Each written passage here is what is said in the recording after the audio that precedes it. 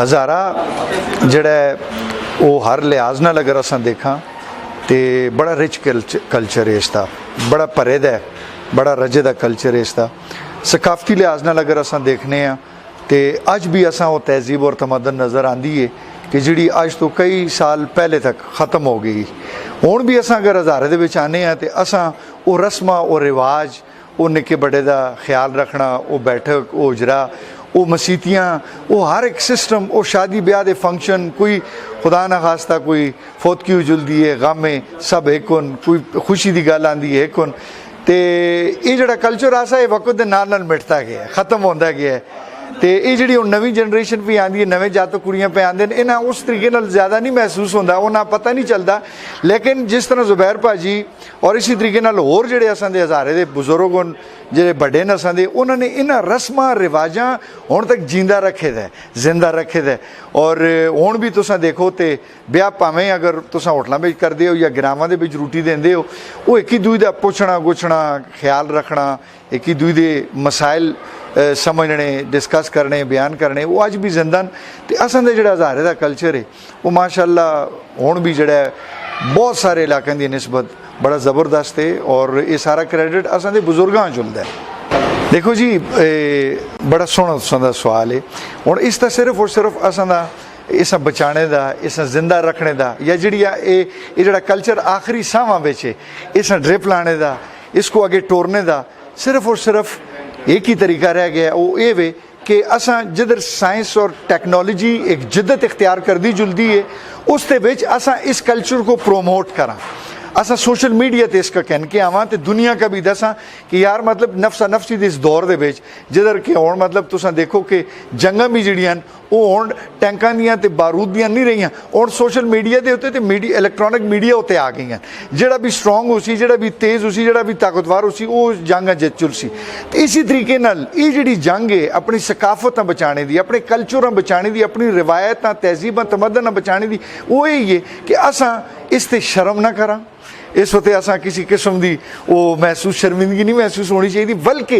ये असां दी विरासत विच आई दी वो जागीर है कि जिस उत्ते असां फख्र करना चाहिए। और ये जिहड़े नवे जातू कुड़ियां आए दिन ये बेशक सोशल मीडिया का इस्तेमाल करन, ये सब बिल्कुल सोशल मीडिया ते कहन के आवन तो पूरी दुनिया दसन, न सिर्फ पूरी दुनिया दे विच मैं आना कि जिहड़े गोरे अंग्रेज़ होन अमरीका कैनेडा यूरोपियन कंट्रीज़ न बाकी जिहड़े मुल्क होन ताकि वो इस हिसाब दे नाल पाकिस्तान दा रुख करन इस पासेदार आवन इस कल्चर देखन। दुनिया दे विच मैं तुसां दस छुड़ा ने कि तकरीबन मुस्लिम कंट्रीज़ दा कल्चर एक ही तरह दा है, सिर्फ ये कि कुर्सियां बदल गई मेज़ां बदल गई मंजियां बदल गई खटां बदल गई टाटां बदल गई वो लिविंग स्टाइल बदल गया, लेकिन वो रिस्पैक्ट वो इज्जत वो एक दूई का आना जुलना वो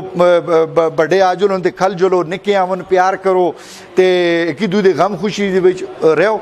इसा बचाने का ये जी नवी यूथ है नवे कोले नवे जातक कुड़ियां यही बचाकते हैं ताकि अस जिंदा रखन, क्योंकि बुजुर्गों ने अपनी तरीके नाल कर छुड़ी अपनी ड्यूटी। हुण ये नवी नस्ल की जिम्मेदारी है कि इस न सिर्फ बचावन बल्कि दुनिया भी दसन। देखो जी मैं तो चूँकि K2 TV का आप हिस्सा हाँ तो मैं अगर इसकी तारीफ कर सा तो लोग आख सुनी रहे के पे है अपने मियाँ मिठू आप ही लगे दा आप ही सारी दिहाड़ी TV पर बैठा रहा तो हूँ TV की तारीफा भी करता है। लेकिन मैं तुहानूं दसां कि मैं जितने भी इर्द गिर्द लोगों नाल मिला वहाँ हूँ थोड़ी देर पहले अब्दुल मालिक साहब होन बुजुर्ग होन वो मिले असां उन्होंने उम्र कुछ 70 साल दोते दी है। K2 TV दे हर प्रोग्राम अब्दुल मालिक साहब ने देखा है बुजुर्ग होन और आइडेंटिफाई किया है, मतलब काशिफ साहब आइडेंटिफाई किया है, आरफ काजरियाँ किया है, बैठक किया है, डीडियाँ किया है, आपा किया है, पापियाँ किया है। तो मैं ये समझना और उन्होंने अल्फाज ये आसे कि यार मैं जिस टाइम मड़ी रूह खफा होंगी है तो मैं TV ला छोड़ना तुसां दा प्रोग्राम देखना तो मड़ी रूह खुश हो जुलदी है। तो एक बुजुर्ग ये उन्होंने तासरात उन जेडे मड़े नाल मिल गए मेरे मुलाकात हो गई है। ऐसे कई बुजुर्ग हो सन ऐसे कई नौजवान हो सन ऐसियाँ कई असां दियां जिहड़ियां मावां हो सन भरजाइयां सुन भैणां सुन कि जिहड़ियां ये थोड़ी देर आसे K2 लांदियां तो उन्होंने चेहरे उत्ते मुस्कुराहट आ जुलदी। सब तो बड़ा किरदार तो यही है कि किसी भी शख्स के चेहरे के उत्ते मुस्कुराहट के ना दो तुस उसको थोड़ी देर से खुश कर छोड़ दो, यही बहुत बड़ा क्रेडिट है। दूई जगह तो मैं आखसा इलाकाई सतह के उत्ते तुसां कोल कोई प्लेटफार्म ना आ सके तुसां दे जिहड़े मसले मसाइल छोटे नालियां दे सड़कां दे बूहियां दे बारियां दे CNW दे ये बाकी चीज़ों के जिहड़े मसले होंदे आसे